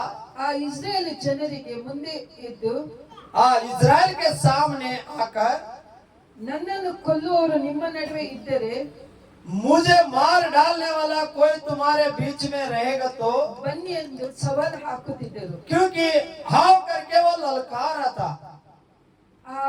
ಆ ಸಮಯದಲ್ಲಿ ಆ ಗೊಲಿಯಾತನು उस समय वो गोलियत 9 ಫೀಟ್ ಉದ್ದನಾಗಿದ್ದ. क्योंकि 9 फीट हाइट था। 9 फीट मतलब पत्थर को जेंटता हो। ತುಂಬಾ 9 फुट मतलब ये पत्थर और कमी है और हाइट है, ये 8.5 फुट है। ಆತನ ಎದುರು उनके सामने ದಾವೀದನು वो दाऊद जो ಹೇಗೆ ನಮ್ಮ ಪಾಸ್ಟರ್ ಸಾಮ್ಯಲ್ ಮುಂದೆ ಒಂದು 3 ವರ್ಷದ ಮಗು वो ನಿಂತರೆ बच्चे के समान है ना। अगर वो बच्चा अगर इधर मेरे सामने खड़े रहेगा तो हम दोनों युद्ध लड़ेगा तो कैसा लगेगा। ಅಂತ ಸಂದರ್ಭ ಅದಾಗಿತ್ತು. ऐसा समय वहां पर दिख रहा था, क्योंकि वो बच्चे के समान है दाऊद और गोलियत ऐसा मेरे समान है। ದಾವೀದನ ತಂದೆ ಜೆಸ್ಸೆ दाऊद का जो पिता जेस जो था, ದಾವೀದನಿಗೆ ಕರೆದು ಹೇಳುತ್ತಾರೆ, दाऊद को बुलाने के लिए, ಮಗನೇ ನಿನ್ನ ಅಣ್ಣಂದಿರು ಅಲ್ಲಿ ಯುದ್ಧ ಮೈದಾನದಲ್ಲಿ ಇದ್ದರೆ क्योंकि तुम्हारा भाई लोग उधर युद्ध लड़ने के लिए उस मैदान में है, ಅವರಿಗೆ ಸ್ವಲ್ಪ ರೊಟ್ಟಿಯನ್ನು ಕೊಟ್ಟು ಬಂದು ಕಳಿಸಿದಾಗ क्योंकि उनके लिए तुम टिफिन लेके जाओ, क्योंकि रोटी लेके जाओ करके उनको बुलाया गया। ಈ ಗೊಲಾಯತನು ಆಡುವ ಮಾತುಗಳನ್ನು ಹಾಕುವ ಸವಾಲನ್ನು ಈ ದಾವೀದನು ನೋಡುತ್ತಾನೆ. क्योंकि वो गोलियत जब वो इस्राएल के लोगों को ललकारने का वो बात सुन के, उनका सवाल सुनकर ये दाऊद सुनता है। ಅವನು ಇಸ್ರಾಯೇಲ್ ಜನರಿಗೆ ಹೇಳುತ್ತಾನೆ, ನಿಮ್ಮ ನಡುವೆ ಯಾರಾದರೂ ಇದ್ದರೂ ನನಗೆ ಬಂದು ಎದುರಿಸಿ ಎಂದು ಹೇಳಿದಾಗ, क्योंकि तुम्हारे बीच में कोई है क्या मुझसे लड़ने के लिए, इस तरह वो सवाल डालते समय ಆ ದಿವಸ ರಾಜನಾದ ಸೌಲ್ ಮತ್ತೆ ಎಲ್ಲಾ ಸೈನಿಕರು उस समय जो सौल और सारे सैनिक, ಹೆದರಿಯ ಎಲ್ಲರೂ ಅಡಗಿ ಕುಳಿತಿದ್ದರು. क्योंकि वो लोग सब डर के चुप रहे थे, ನಮ್ಮ ಜೀವನ ಇಲ್ಲಿಗೆ ಮುಗಿತಂದೆ ಎಂದು ತಿಳಿದಿದ್ದರು. क्योंकि अभी हमारा जीवन खत्म हो गए करके वो लोग समझ गया। ಯಾಕೆಂದರೆ ಅಲ್ಲಿ ಯಾರಲ್ಲೂ ಧೈರ್ಯ ಇರಲಿಲ್ಲ ಆತನನ್ನು ಎದುರಿಸಲು. क्योंकि उनके पास किसी के पास हिम्मत नहीं था कि उनसे लड़ने का। ಇವತ್ತು ನಿಮ್ಮ ಜೀವನದಲ್ಲಿ आज तुम्हारे जीवन में ನೀವು ತಿಳಿದಿರಬಹುದು, आप लोग समझ गए रहेगा कि ಅಯ್ಯೋ ಇನ್ನು ಮುಂದೆ ನನ್ನ ಜೀವನದಲ್ಲಿ इसके बाद मेरे जीवन में ಈ ಸಮಸ್ಯೆಯಲ್ಲಿ ನನಗೆ ಸಹಾಯ ಮಾಡಲು ये समस्या में मुझे सहायता करने वाला ಯಾರೂ ಇಲ್ಲ. कोई नहीं, मेरे सहायता करने वाला। ನನ್ನ ಜೀವನ ಇಲ್ಲಿಗೆ ಮುಗೀತು. मेरा जीवन यहाँ पर खत्म होने वाला है। ನನಗೆ ಇವತ್ತು ತನಕ ನಾನು ಮದುವೆಗೆ ಕಾದು ಕಾದು ನನ್ನ ಪ್ರಾಯ ಬಂದರೂ ನನಗೆ ಸರಿಯಾದ ವರ ಸಿಗ್ಲಿಲ್ಲ. क्योंकि आज तक मैंने मेरे शादी के लिए मैंने एक रिश्ता, मैंने रास्ता देख देख के फिर भी आज तक मुझे कोई मिला नहीं है। ಎಷ್ಟು ವರ್ಷದಿಂದ ನನ್ನಲ್ಲಿರುವ ಸಾಲ ನನ್ನನ್ನು ತೀರಿಸಲು ನನ್ನಿಂದ ಆಗುವುದಿಲ್ಲ. क्योंकि कितने सालों से मेरे पास जो कर्जा हुआ है वो कर्जा फेडने के लिए मेरे से नहीं हुआ। ಎಷ್ಟೋ ದಿನದಿಂದ ಎಷ್ಟೋ ವರ್ಷಗಳಿಂದ ಕೋರ್ಟಿಗೆ ಅಲೆದು ನನಗೆ ಸಾಕಾಯ್ತು. ಕೋರ್ಟ್ कितने सालों से मैंने कोर्ट में केस लड़ के मैंने बहुत थक गए हैं। ನನಗೆ ನ್ಯಾಯವೇ ಸಿಗುವುದಿಲ್ಲ. मुझे न्याय नहीं मिल रहा है। ನನ್ನ ಗಂಡ ಎಷ್ಟೋ ವರ್ಷದಿಂದ ಕುಡಿದು ಬೇರೆಯವರ ಜೊತೆ ಸಹವಾಸ ಮಾಡಿ ನನ್ನನ್ನು ಪ್ರೀತಿಯೇ ಮಾಡುವುದಿಲ್ಲ. ಆತನು ಇನ್ನು ಸರಿಯಾಗುವುದೇ ಇಲ್ಲ. मेरा पति जो मुझे छोड़कर और एक लेकर और एक संगति रहकर वो पी के उनके सहवास में रहता है, मुझे कभी प्रेम नहीं करेगा करके ನನ್ನ ಈ ದೇಹದಲ್ಲಿ ನನ್ನ ರೋಗ ಡಾಕ್ಟರ್ ಹೇಳಿದ್ದಾರೆ, ಅವರು ಅದು ಗುಣಪಡಿಸಲಿಕ್ಕೆ ಸಾಧ್ಯನೇ ಇಲ್ಲ ಅಂತ ಹೇಳಿದ್ದಾರೆ. क्योंकि इसी प्रकार मेरे अंदर जो बीमार है, अगर मुझे अच्छा नहीं होएगा करके डॉक्टर ने कहा, इस तरह अब सोचता रहेंगे ನಾನಿನ್ನು ಸಾಯುವುದೇ ಲೇಸು ಅಂತ ನೀವು ಯೋಚಿಸ್ತಿರಬಹುದು. मुझे मरना ही पड़ेगा करके, मुझे मरना ही अच्छा है करके आप सोचता रहेंगे। ಮದುವೆ ಆಗು 10-15 ವರ್ಷ ಆದ್ರೂ ನನಗೆ ಇನ್ನೂ ಮಗು ಸಿಗಲಿಲ್ಲ ಎಂದು ನೀವು ಅಳುತ್ತಿರಬಹುದು. शादी होके मुझे 15 साल हो गए, मुझे अभी तक बच्चे नहीं हो गए करके आप लोग रोता भी रहेंगे। ಆದರೆ ದೇವರು ಇಂದು ಹೇಳುತ್ತಾರೆ, लेकिन परमेश्वर कहता है ನಿಮ್ಮ ಸಮಸ್ಯೆ ಗೊಲಾಯತನಷ್ಟು ಎಷ್ಟು ದೊಡ್ಡದಾದರೂ तुम्हारा जो समस्या जो है गोलियत के जैसे कितना भी बड़ा रहने दे, ಇವತ್ತು ನೀವು ನೋಡಿದ ಗೊಲಾಯತ್ आज तुम लोग ने जो आज देखा है इस गोलियत को, ನಾಳೆಯಿಂದ ಎಂದಿಗೂ ನೋಡುವುದಿಲ್ಲ. कल तुम लोग इस गोलियत को नहीं देखेंगे। ಯಾಕೆಂದರೆ ನಾನು ಇವತ್ತು ದೇವರ ವಾಕ್ಯವನ್ನು ನಿಮ್ಮ ಹೃದಯದಲ್ಲಿ ಮಾತನಾಡುತ್ತೇನೆ. क्योंकि आज मैं परमेश्वर का वचन तुम्हारे हृदय में बातें कर रहा हूँ। ನಾನು ಈ ವಾಕ್ಯದ ಮೂಲಕ ನಿಮ್ಮ ಹೃದಯದ ಒಳಗೆ ಬರ್ತಾ ಇದ್ದೇನೆ. क्योंकि इस वचन के अनुसार मैं तुम्हारे हृदय में मैं आ रहा हूँ। ನೀವು ವಿಶ್ವಾಸದಲ್ಲಿ ನಿಮ್ಮ ಹೃದಯದಲ್ಲಿ ನನ್ನನ್ನು ಸ್ವೀಕರಿಸಿದರೆ, क्योंकि तुम लोग विश्वास के साथ इस वचन को स्वीकार किए तो ನಿಮ್ಮ ಎಲ್ಲಾ ಆಶೀರ್ವಾದಗಳನ್ನು ನೀವು ನೋಡುತ್ತೀರಿ. तुम्हारे सारा आशीर्वाद को तुम लोग को देखेंगे। ನನ್ನ ಪ್ರಿಯ ಸಹೋದರ ಸಹೋದರಿಯರೇ, मेरे प्रिय भाई बहनों, ಎಷ್ಟೋ ವರ್ಷಗಳಿಂದ ನೀವೆಲ್ಲಾ ಸಮಸ್ಯೆಯಲ್ಲಿ ಇದ್ದಿರಬಹುದು. बहुत सालों से आप लोग समस्या में रहेगा शायद, ಎಷ್ಟೋ ವರ್ಷ ನೀವು ಪ್ರಾರ್ಥಿಸಿ ಸಾಕಾಗಿರ್ಬೋದು. बहुत सालों से प्रार्थना कर करके आप लोग थक गए रहेंगे शायद। ಆದರೆ ಈ ಹೊಸ ವರ್ಷದಲ್ಲಿ, लेकिन आज ये 2023 में इस नए साल में, 2023ರಲ್ಲಿ क्योंकि 2023 सालों में ದೇವರು ಇಲ್ಲಿದ್ದ ಪ್ರತಿಯೊಬ್ಬರಿಗೆ ಹೇಳುತ್ತಾರೆ, यहाँ पर रहने वाले के सारे व्यक्ति से परमेश्वर कह रहा है, ನಿಮ್ಮ ದಿನವು ಇವತ್ತಿನ ದಿನದಾಗಿ ಇರುವುದಿಲ್ಲ. क्योंकि तुम्हारा जो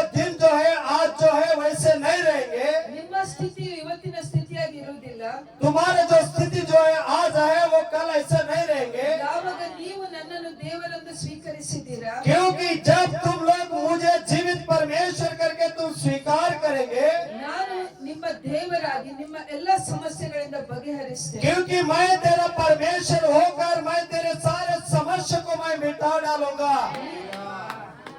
ನೀವು ನಿಮ್ಮ ಸ್ಥಿತಿಯನ್ನು ನೋಡಿ ಕಂಗಾಲಾಗುವುದು ಅಗತ್ಯವಿಲ್ಲ. क्योंकि तुम अपने स्थिति को देख के डर कर घबराने का कोई जरूरत नहीं है, ದೇವರಿಗೆ ಇದು ಹೇಗೆ ಮಾಡುತ್ತಾನೆ ಎಂದು ಯೋಚಿಸುವುದು ಅಗತ್ಯವಿಲ್ಲ. क्योंकि परमेश्वर ये सारे चीजों को कैसा करेगा करके ऐसा विचार करने का भी कोई जरूरत नहीं है, ಇವತ್ತು ನಿಮ್ಮ ಹೃದಯದಲ್ಲಿ ನಿಮಗೆ ಏನು ಬೇಕೆಂದು ದೇವರ ಹತ್ರ ಹೇಳಿಕೊಳ್ಳಿ. क्योंकि आप तुम्हें क्या चाहिए आज अपने हृदय से परमेश्वर से आप मांग लीजिए, ನಿಮ್ಮ ಬಾಯಿಯಲ್ಲಿ ಏನು ಬೇಕೆಂದು ಆಡಿಕೊಳ್ಳಿ. क्योंकि तुम्हारे होठों से जो परमेश्वर से पूछना है वो पूछे, ಆ ಮಾತಿನ ಪ್ರಕಾರ ಪ್ರತಿಯೊಬ್ಬರನ್ನು ಆಶೀರ್ವಾದ ಮಾಡುವ ದೇವರಾಗಿದ್ದಾನೆಂದು क्योंकि ದೇವರು उस बात में परमेश्वर हरेक को जो मांगने वालों को परमेश्वर वो पूरा करने के लिए वो जिन्ना परमेश्वर है करके कहता है। Hallelujah. Hallelujah, Praise the Lord. Praise the Lord, Hallelujah. Hallelujah, Thank you Jesus. धन्यवाद यीशु। ನನ್ನ ಪ್ರೀತಿಯ ಸಹೋದರ ಸಹೋದರಿಯರೇ, मेरे प्रिय भाई बहनों, ಯಾವಾಗ ದಾವೀದನ ಗೊಲಿಯಾತನ ಆಡಿದ ಮಾತುಗಳನ್ನು ಕೇಳುತ್ತಾನೋ, जब गोलियत ने जो बातें किया वो दाऊद ने उस बातों को सुना, ಆಗ ದಾವೀದ ಹೇಳುತ್ತಾನೆ, तब दाऊद कहता है ಈ ಅಶುದ್ಧ ಫಿಲಿಸ್ತೀನಿ ಯಾರು? ये अशुद्ध ये फिलिस्ती कौन है? ये ದೇವರ ಮಕ್ಕಳಿಗೆ ಸವಾಲ್ ಹಾಕಲು ಇವನ್ ಯಾರು? परमेश्वर के लोगों को ये सवाल करने का चैलेंज करने का ये कौन है?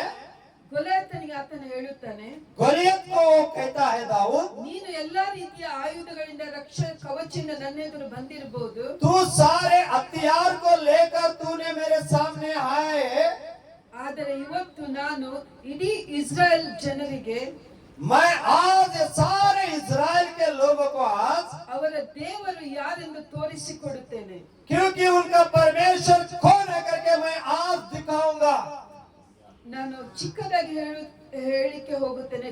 ಆ ದಿನ ದಾವೀದನು ಆ ಸೌಲ್ ರಾಜನ ಎದುರು ಹೋಗಿ, क्योंकि उस दिन दाऊद जो वो राजा के सामने जाकर ನೀವು ಯಾರು ಭಯಪಡುವ ಅಗತ್ಯ ಇಲ್ಲ, हाँ, ನಾನು ಹೋಗಿ ಈ ಗೊಲಿಯಾತನನ್ನು ಕೊಂದು ಆ ಪಕ್ಷಿಗಳಿಗೆ ಆಹಾರವಾಗಿ ಕೊಡುತ್ತೇನೆಂದು ಬಾಯಲ್ಲಿ ನುಡಿಯುತ್ತಾನೆ. आमीन। दाऊद एक छोटा लड़का बालक भी सौल के सामने जाकर वो कहता कि तुम लोग कोई डरने का कोई जरूरत नहीं है, मैं जाकर वो गोलियत को मैं मारूंगा, मार डालूंगा करके कहता है। ಬಾಯಲ್ಲಿ ನುಡಿತಾನೆ, ಇವತ್ತು ಆ ಗೊಲಿಯಾತನನ್ನು ತುಂಡು ತುಂಡು ಮಾಡಿ ಹಾರುವ ಪಕ್ಷಿಗಳಿಗೆ ಆಹಾರವಾಗಿ ಕೊಡುತ್ತೇನೆಂದು ಬಾಯಲ್ಲಿ ನುಡಿಯುತ್ತಾನೆ. क्योंकि आज मैं इस गोलियत को टुकड़े टुकड़े कर कर जो आकाश में जो गरुड़ जो घूमते हैं उसके लिए भोजन बनाने के लिए मैं आज उनके करूंगा। ನೀವು ಈ ದೇವರ ವಾಕ್ಯದಲ್ಲಿ ಓದಿದರೆ, अगर आप लोग के परमेश्वर के वचन अगर आप लोग पढ़ेगा तो, ದೇವರ ವಾಕ್ಯದಲ್ಲಿ ಸ್ಪಷ್ಟವಾಗಿ ತಿಳಿಸುತ್ತದೆ, क्योंकि परमेश्वर का वचन बहुत सही रीति से वहां पर बता रहा है। ದಾವೀದನು ಗೊಲಿಯಾತನ ಎದುರು ಹೋಗುವಾಗ दाऊद जब गोलियत के सामने जाते समय ನದಿಯಿಂದ 5 ಮೃದುವಾದ ಕಲ್ಲುಗಳನ್ನು ತೆಗೆದುಕೊಂಡು ಹೋಗುತ್ತಾನೆ. वो नदी से एक अच्छे से एक 5 पत्थर उन्होंने ले लिया, जो बहुत सुंदर पत्थर उन्होंने ले लिया, ಮೃದುವಾದಂತ ದೇವರು ಸ್ಪಷ್ಟವಾಗಿ ಅಲ್ಲಿ ತಿಳಿಸುತ್ತಾರೆ. क्योंकि जो स्वच्छ है परमेश्वर वहां पर स्वच्छ है करके वहां पर दिखा रहा है। ಯಾವಾಗ ದಾವೀದನು ಗೊಲಿಯಾತನ ಎದುರು ಹೋಗುವಾಗ जब दाऊद जब गोलियत के सामने जाते समय ಗೊಲಿಯಾತನು ಹೇಳುತ್ತಾನೆ, गोलियत कह रहा है, ದಾವೀದನು, ನೀನು ನಾನು ಏನಂತ ಯೋಚಿಸ್ತೀನಿ, ನಾನು ನಾಯಿಯ? ನೀನು ಕಲ್ಲುಗಳನ್ನು ತಂದು ಬರಲು ನಾನು ನಾಯಿಯ ಎಂದು ಕೇಳುತ್ತಾನೆ. हालेलुया। वहां पर गोलियत कहता है कि अरे दाऊद मुझे क्या समझ गए, क्या मैं कुत्ता है क्या? देखो खुद से जीव से बोला कुत्ता है क्या बोलता है? कुत्ता समझ गए क्या? पत्थर लेके आए कुत्ते को जैसे मारता है वैसा। ನಾವೇನ್ ಮಾಡ್ತೇವೆ? ನಾಯಿಯ ಭಯದಿಂದ ಕಲ್ಲುಗಳನ್ನು ಎತ್ತಿಕೊಂಡು ಹೋಗುತ್ತೇವೆ. क्योंकि न्याय जो सॉरी कुत्तों को भगाने के लिए हम पत्थर से मारता है ना, उन्होंने भी बोला, सही बोला ना, पत्थर लेके मैं कुत्ता है क्या? ದಾವೀದನ ಹಾಗೆ ಬಾಯಲ್ಲಿ ಹೇಳಿಲ್ಲ, लेकिन दाऊद ऐसा उनके मुंह से नहीं बोला, ಫಿಲಿಸ್ತೀನನೇ ಹೇಳಿದ ನಾನು ನಾಯಿ ಎಂದು. क्या फिलिस्ती जो कहा कि मैं कुत्ता करके मैंने नहीं बोला। ನಾನು ಯಾಕೆ ಇದನ್ನು ಒತ್ತಿ ಒತ್ತಿ ಹೇಳುತ್ತೇನೆಂದರೆ मैं क्यों ऐसा दबा दबा के मैं बता रहा हूँ, ಅವರವರ ಬಾಯಿಯ ಮಾತಿನ ಪ್ರಕಾರ ನಡೆಯುತ್ತದೆ। क्योंकि उनके उनके मुंह से बोलने वाले शब्द से होता है। ದಾವೀದನು ಯಾವಾಗ ಒಂದು ಕಲ್ಲನ್ನು ಆತನ ಹಣೆಗೆ ಬಡಿಯುತ್ತಾನೋ, जब ये दाऊद जो गोशेले लेकर उन्होंने क्या किया, उनके माथे पे मारता है, ಆ ಗೊಲಿಯಾತನು ಬಿದ್ದು ಬೀಳುತ್ತಾನೆ। वो गोलियत वहाँ पर गिर जाता है। ನೀವು ತಿಳಿತೀರಾ ಗೊಲಿಯಾತನ ಕಲ್ಲಿನ ಶಕ್ತಿಯಿಂದ ಬಿದ್ದ? क्या आप लोग ऐसा सोचा कि वो पत्थर से वो गिरा? आप लोग ने सोचा ऐसा पत्थर से गिरा क्या? नहीं। ನಾವು ಕಲ್ಲಿನಿಂದ ನಮ್ಗೆ ಕಲ್ಲು ಹೊಡೆದರೂ ನಾವು ಬೀಳುವ ಪರಿಸ್ಥಿತಿಯಲ್ಲಿ ಇರ್ಲಿಕ್ಕಿಲ್ಲ। क्योंकि पत्थर मारने से गिरने जैसा परिस्थिति नहीं रहता वहाँ पर। ಯಾವಾಗ ಎಲ್ಲರೂ ಭಯದಿಂದ ಕೂತಿರುವಾಗ, जब हम लोग सब डर से वहाँ पर बैठे रहेंगे, ಈ ಚಿಕ್ಕ ಬಾಲಕ ದಾವೀದನು जब एक छोटा जो बालक जो दाऊद ಯಾವಾಗ ದೇವರಿಗೆ ಜನರಿಗೆ ಹೇಳುತ್ತಾನೆ, जब परमेश्वर के लोगों को बोल रहा है, ಇವತ್ತು ನಾನು ಆತನನ್ನು ಕೊಂದು ಪಕ್ಷಿಗಳಿಗೆ ಆಹಾರವಾಗಿ ಹಾಕುತ್ತೇನೆಂದು ನುಡಿದಾಗ, जब मैं आज उन्हें मार कर पक्षी के लिए भोजन बनाऊंगा करके जब उनके जीभ से कहने के बाद, ಇಸ್ರಾಯೇಲ ನಿಜ ದೇವರು ಯಾರೆಂದು ನಾನು ತಿಳಿಸುತ್ತೇನೆ ಎಂದಾಗ, इजराइल का परमेश्वर वो कौन है मैं बताऊंगा करके बताने के बाद, ದೇವರು ಸುಮ್ಮನೆ ಇರ್ತಾರ? क्या परमेश्वर चुप रहेगा क्या? ಈಗ ಇಲ್ಲಿ ದೇವರು ಯೋಚಿಸ್ಬೇಕು, ಅಯ್ಯೋ ಈ ಹುಡುಗ ಆಗ ಹೇಳ್ತಾನಾದ್ರೆ ನಾನೇನೋ ಮಾಡ್ಬೇಕು। अगर ये बच्चे इतना विश्वास के साथ, इतना गारंटी के साथ मेरा नाम लेकर वहाँ पर पुकारो तो मुझे उतरना ही पड़ेगा, ಯಾಕೆಂದ್ರೆ ಇದು ದೇವರ ಗೌರವದ ಸವಾಲು। क्योंकि ये मेरा इज्जत की सवाल है। यहोवा करके उसने नाम लिया। ये सारे लोग तलवार लेके गए थे, लेकिन दाऊद यीशु का नाम लेके गया था। आमीन। क्योंकि मुझे वहाँ पर उतरना है। ಅದಕ್ಕಾಗಿ ಈ ವರ್ಷ इसलिए ये साल ನೀವು ಏನು ಯಾರೋ ಆಗಿರ್ಬೋದು, आप कौन कैसे आप रहेगा, शायद ಆ ನಿಜ ದೇವರು ನನ್ನ ಜೊತೆ ಇದ್ದಾರೆ, जो सच्चा परमेश्वर मेरे साथ है, ಆ ದೇವರು ನನ್ನ ದೇವರಾಗಿದ್ದಾರೆ ಎಂದು ನೀವು ಹೃದಯದಲ್ಲಿ ನಂಬಿ ನುಡಿದಾಗ, अगर वो परमेश्वर मेरे हृदय में है करके आप अपने ओठों से कबूल करने के बाद, ಆಗ ದೇವರು ನೀವು ಯೋಚಿಸಿದ, ನೀವು ಬಯಸಿದ, ನೀವು ಪ್ರಾರ್ಥನೆ ಮಾಡಿದ ಎಲ್ಲ ಆಶೀರ್ವಾದಗಳನ್ನು ಮಾಡಿಯೇ ಮಾಡುತ್ತಾರೆ। आमीन। आप जो परमेश्वर से मांगेंगे कहेंगे वो परमेश्वर वो सब कुछ वो करेगा। ಅದಕ್ಕೆ ನನ್ನ ಪ್ರೀತಿಯ ಸಹೋದರ ಸಹೋದರಿಯರೇ, मेरे प्रिय भाई बहनों, ಇವತ್ತಿನಿಂದ ನೀವು ಆಡುವ ಮಾತುಗಳ ಮೇಲೆ आज आप लोग अपनी बातें करने में उस बातों में ನಿಮ್ಮ ಧ್ಯಾನವನ್ನು ಇಡಬೇಕು। आप लोग थोड़ा ध्यान देना चाहिए। आप क्या बातें करते हो?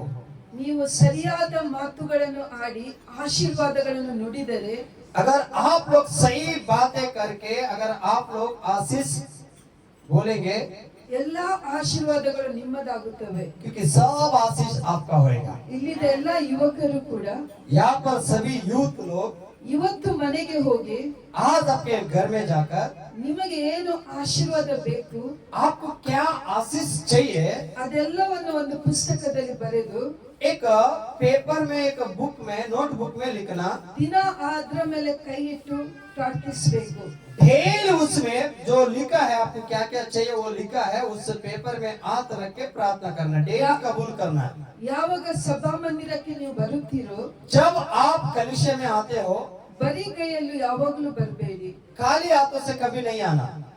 ನೀವು ಬರೆದ ಆ ಪುಸ್ತಕವನ್ನು वो जो आपने जो लिखा हुआ उस पेपर ಅದನ್ನು ತಂದು ಬಂದು उसको लेकर ಪ್ರಾರ್ಥನೆ ಶುರು ಆಗುವ ಮೊದಲು प्रार्थना जो स्टार्ट होने से पहले ದೇವರಿಗೆ ಅದನ್ನು ತೋರಿಸಿ, परमेश्वर को दिखाकर, ದೇವರೇ ನಾನು ನಿನ್ನ ಉಪಸ್ಥಿತಿಯಲ್ಲಿ ಬಂದಿದ್ದೇನೆ, मैं आपके उपस्थिति में आया हूँ प्रभु, ನಾನು ನಿನ್ನನ್ನು ಗೌರವಿಸುತ್ತೇನೆ, मैं आपसे बहुत विश्वास करता हूँ कि इज्जत करता हूँ, ನೀನು ಇದನ್ನು ಆಶೀರ್ವದಿಸಿ ಎಂದು ಕೇಳಿದರೆ क्योंकि आप अगर मुझे इस आशीष करेगा तो ದೇವರು ಖಂಡಿತವಾಗಿಯೂ ನಿಮ್ಮೆಲ್ಲರನ್ನು ಆಶೀರ್ವದಿಸುತ್ತಾರೆ। क्योंकि परमेश्वर आप सबको आशीष करेगा। ನೀವು ಏನು ಮಾಡುತ್ತೀರೋ आप जो कहेंगे कर रहे हैं, ಅದು ದೇವರ ಹೆಸರಲ್ಲಿ ನೀವು ಮಾಡಿದಾಗ परमेश्वर आप जब करने के बाद ದೇವರು ಅದರ ಮೇಲೆ ನಿಂತು परमेश्वर उसी में खड़े होकर ಆಶೀರ್ವಾದ ಮಾಡುತ್ತಾರೆ। वो परमेश्वर आशीष करता है। ಅದಕ್ಕಾಗಿ ಇವತ್ತಿನ ವಾಕ್ಯ ಯಾವುದು ಹೇಳುತ್ತೀರಾ? ಯಾವ ವಾಕ್ಯ ನಾನು ಹೇಳಿದೆ ಮೊದಲು? आप कहेंगे कि मैंने क्या ज्ञान वचन बताया? आज आपको लोग बताएंगे कौन सा वचन से शुरुआत किए थे, बताएंगे? उसका नंबर नहीं बोलेगा तो ठीक है, क्या बोला तो बोलो। अगर अध्याय नहीं बोलेगा चलेगा, वचन नहीं बोलेगा चलेगा, लेकिन क्या सुना वो बोलेगा तो भी चलेगा। बोलने का नहीं, शुरुआत हो जाए, खोले, मांगो तो दिया जाएगा। बोल इतना जल्दी भूल गया ऐसा लग- बोलो दो ना। क्या सुना आप लोगों ने अभी तक? से नीचे